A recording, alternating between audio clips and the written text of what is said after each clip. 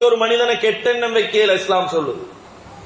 கேட்கிறதெல்லாம் வச்சு கெட்டெண்ணம் வைக்கலாம், அவன் மேல தவறான ஒரு பழிய சுமத்தேலாம். இஸ்லாம் எங்களுக்கு அதான் வழிகாட்டுது.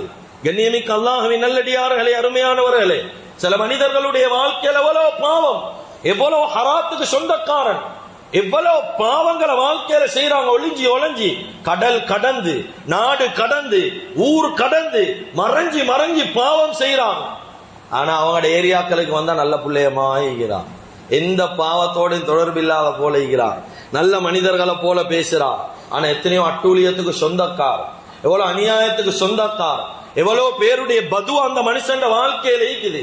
கண்ணியமிக்க அல்லாஹ்வின் நல்லடியார்களே, எவ்வளவு கேவலங்களை வாழ்க்கையில வச்சுக்கொண்டு அடுத்த மனிதர்களை கெட்டவனை சித்தரிக்கிறார்கள். ஆனா விளங்கிக்கோங்க ஒரே ஒரு விஷயம், அடுத்த மனிதர்களை கெட்டவனா காட்டுற மனிதன் மிச்ச நாளைக்கு நல்லவனுடைய வேடத்துல சுத்தேலாம்.